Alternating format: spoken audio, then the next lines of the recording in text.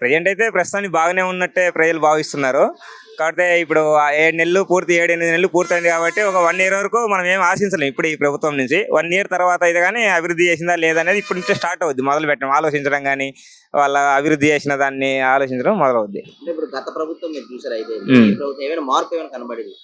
కొంచెం మార్పు కనపడిందండి. పోయినసారి అంతా సంక్షేమ పథకాలు ఓన్లీ స్కీమ్స్ అవే అనుకున్నారు. ఈసారి అయితే కొంత రోడ్లు, మొన్న సంక్రాంతి టైంలో రోడ్లు అభివృద్ధి జరగడం ఇలాంటి అయితే కొంత కనబడుతుంది జనాలకి. అయితే ఇప్పుడు చూసినట్లయితే లోకేష్ పనితీరు ఐటీ మినిస్టర్ పనితీరు ఎట్లా ఉంది? ఆయన బాగానే కష్టపడుతున్నారని చెప్పొచ్చండి వాస్తవంగా. ఎందుకంటే పోయిన మంత్రులకి ఐటీ మంత్రులకి ఈ మంత్రులు చాలా తేడా ఉంది. అది మాత్రం 100% ఈయన ముందుకెళ్తున్నాడని చెప్పొచ్చు. ఇప్పుడు చూసినట్లయితే గూగుల్ అని అని ప్రతి పరిశ్రమలు తీసుకుని వస్తే ఎట్లా ఉండబోతుంది? రాష్ట్రానికి ఏదైనా ఒక ప్రాజెక్ట్ వచ్చిందంటే మంచిదే కదా. ఒక 1000 మంది విద్యార్థులు బాగుపడతారు, 1000 మందికి ఉపాధి వస్తుందంటే వాస్తవమే, మంచిదే. ఎన్ని కంపెనీలు వస్తే అంత మంచిది. ఇప్పుడు చూసినట్లయితే కొత్తగా వాట్సాప్ అనేది నంబర్ తయారు చేయాలి. అందులోనే మనం హాయ్ అని పెడితే ప్రతి సేవ వస్తుంది. ఓకే, ఇది ఎట్లా ఉపయోగపడుతుంది? అది చాలా ఈజీ కదా. ఎవరికైనా ఇప్పుడు స్మార్ట్ ఫోన్ లేని వాళ్ళంటే ఎవరు లేరు. ఆ స్మార్ట్ ఫోన్ వాడే ప్రతి ఒక్కరికి పవర్ సేవ్ వాళ్ళ దగ్గరికి ఇంట్లో నుంచే చేసుకోవడం అంటే చాలా ఈజీ, మంచి నిర్ణయం అది. అంటే టోటల్ గా చూస్తే చంద్రబాబు మీద నమ్మకం ఉందంటారా? డెవలప్ తీసుకెళ్తుందా? జనాలు అయితే నమ్మకం పెట్టుకునే కదండి 160 సీట్ల దాకా వచ్చింది. ఆ నమ్మకాన్ని 5 సంవత్సరాల్లో ఆయన ఏం చేస్తారనేది వెయిట్ చేయాలి. చాలా బాగుందండి. ఇంతకు ముందు అయితే 3000 వచ్చేయండి. నేను బండి కొనుక్కుందామని ఆశ ఉండేది, కొనుక్కోలేకపోయాను. కట్టాలి కదా ఫైనాన్స్, అందువల్ల కట్టలేకపోయాను, కొనుక్కోలేకపోయాను. ఇప్పుడు కొనుక్కున్నానండి బండి. 6000 అయింది. 6000లో 3500 రూపాయలు ఫైనాన్స్ కడుతున్నాను. మిగతా ఏమో నాకు పాకెట్ మనీ ఏదో పెట్రోల్ అట్లకి ఇట్లకి సరిపోతున్నాయండి. బాగుందండి. అంటే చంద్రబాబు నాయుడు గారు పెన్షన్ పెంచడం వల్ల మీరు బండి తీసుకున్నారా? అవునండి, అవును తీసుకున్నాను. ఆయన పెంచారు కాబట్టి తీసుకున్నాను. పెంచలేకపోతే తీసుకోలేము కదా, కట్టాలి కదా. మళ్ళీ మాకు ఎక్కడి నుండి వస్తాయి? ఏదో చేసుకుంటూ ఉంటాం. అది అందు గురించి తీసుకున్నాం. అంటే ఇప్పుడు బండి తీసుకున్న తర్వాత మీ నుంచి మీకు ఎలా అనిపిస్తుంది? బాగుందండి, నాకు హ్యాపీగా ఉంది. ఇప్పుడు అసలు మీరు ఇంట్లో నుంచి కదిలే వాళ్ళు కాదు, ఈ రోజు బయటకు వచ్చేవాడిని, కానీ బండి లేదు.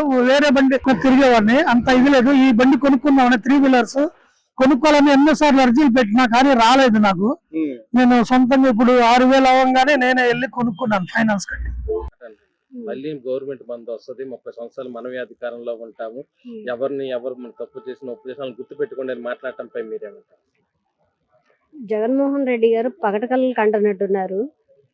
అంటే అతను 30 ఏళ్ళు అధికారంలో వచ్చిన తర్వాత ఉంటానన్నారు. గతంలో కూడా అంతే మాట్లాడినట్టున్నారు. అంటే మనం గనక వస్తే గనక 30 ఏళ్ళు పరిపాలన చేస్తామనేది మాట్లాడారు. 30 ఏళ్ళు కాదు కదా, కనీసం 3 నెలల తర్వాత నుండే ప్రజల నుండి వ్యతిరేకత ఎదుర్కొన్నారు. అమరావతి అనేది ఆయన డెవలప్ చేయకపోగా ఆ అమరావతి అనే విషయం మర్చిపోవడం జరిగింది.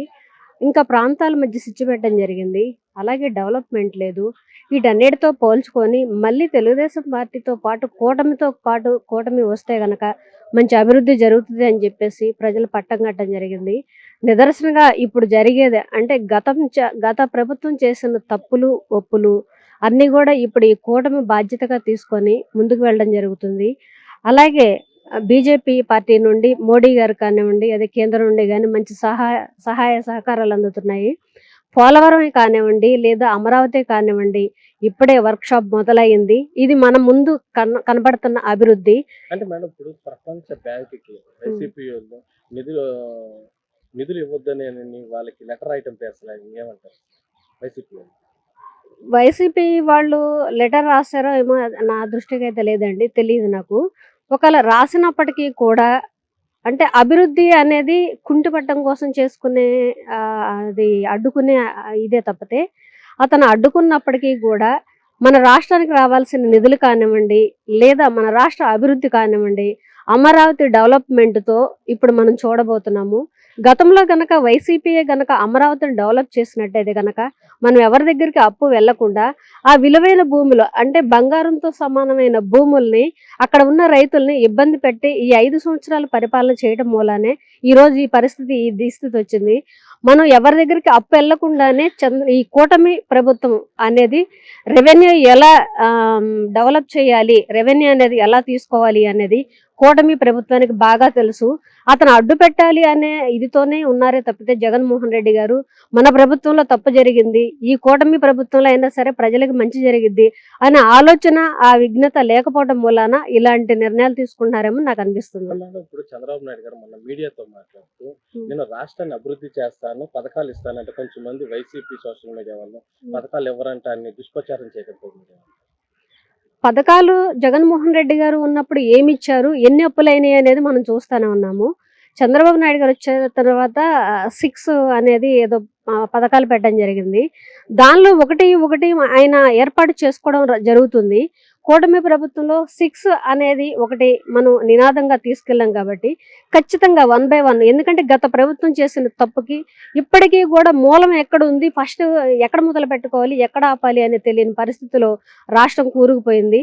ఆ ప్రయత్నంలోనే కూటమి ప్రభుత్వం ఉంది కాబట్టి ఖచ్చితంగా పథకాలన్నీ కూడా అమలు పరుస్తారు. గతంలో కూడా అమలు పరిచిన దాఖలాలు ఈ కూటమి ప్రభుత్వం కానివ్వండి, చంద్రబాబు నాయుడు గారి పరిపాలనలో కానీ మనం చూసాము. పథకాలు ఎక్కడా ఆగవు. అది మాత్రం ఇది భ్రమ పెట్టుకున్నారేమో జగన్మోహన్ రెడ్డి గారు అని నాకు అనిపిస్తుంది. గవర్నమెంట్ వచ్చిన తర్వాత చంద్రబాబు నాయుడు గారు ఈ రోజు బీసీలకి 896 కోట్లు విడుదల చేయడం మీకు ఎలా అనిపిస్తుంది? కూటమి ప్రభుత్వం ఎప్పుడు కూడా పేద ప్రజల పక్షానే నిలబడుతుంది కాబట్టి ఇవాళ 800 కోట్ల చిల్లర బీసీ కార్పొరేషన్లో రిలీజ్ చేయడం జరిగింది. ఈ రిలీజ్ చేసిన ఫండ్ని కూడా మేము ఏ రూపాన ప్రజలకి అందుబాటులో తీసుకురావాలి అనేది కూడా బీసీ కార్పొరేషన్ ఆఫీస్కి వెళ్ళడం జరిగింది. వెళ్ళి వాళ్ళ దగ్గర తెలుసుకోవడం, ఏ యూనిట్స్కి ఇప్పుడు బఫేలోస్ ఉన్నాయి ఆ యూనిట్స్ కానీ మిషన్ యూనిట్స్ కానీ మొత్తం ట్రైనింగ్ ఇచ్చి వాళ్ళు పెట్టుకునే విధంగా గవర్నమెంట్ ఈ లోన్లు ప్రొవైడ్ చేయడం జరుగుతుంది. అందుకని చెప్పి కూటమి గవర్నమెంట్ అనేది ఖచ్చితంగా పేద ప్రజల పక్షాన ఉంటుందని చెప్పి తెలియజేస్తా ఉన్నా. ఇప్పుడు బీసీలలో ఒక సామాజిక వర్గమైన గౌడ కులస్తులు ఈరోజు కూటమి గవర్నమెంట్ 10% రిజర్వేషన్ కల్పిస్తే దాని మీద వైసీపీలు కోర్టుకి వెళ్ళడంపై మీరేమంటారు? ఏమండి, వైసీపీ అనేది వాళ్ళకి ఎప్పుడు కూడా ప్రజలకి ఉపయోగపడే ప్రభుత్వాలు నచ్చవు. ఏళ్ళకలాగా రౌడీజం, దౌర్జన్యం ఇట్లా చేయడం అనేది కూటమి ప్రభుత్వం తెలియదు కాబట్టి వీళ్ళు అదే బంధాలు ఆలోచిస్తారు. ఈ ప్రభుత్వం చేసేది ఏంటంటే ప్రజలకు ఉపయోగపడే పాలన, ప్రజలకు ఉపయోగపడేటట్టుగా ఏ సబ్సిడీ అయితే ఏదైతే ఉన్నాయో లక్షల కోట్లు రిలీజ్ చేయడం జరిగింది. ఖచ్చితంగా ప్రజలందరూ కూడా తృప్తితో ఉన్నారు. ఏదైతే వస్తుందో దాన్ని ఖచ్చితంగా ప్రజల్లో తీసుకెళ్లి ప్రజలకు ఉపయోగపడే విధంగా మేము పనిచేస్తామని చెప్పి కూటమి ప్రభుత్వంలో తెలియజేస్తా ఉన్నా.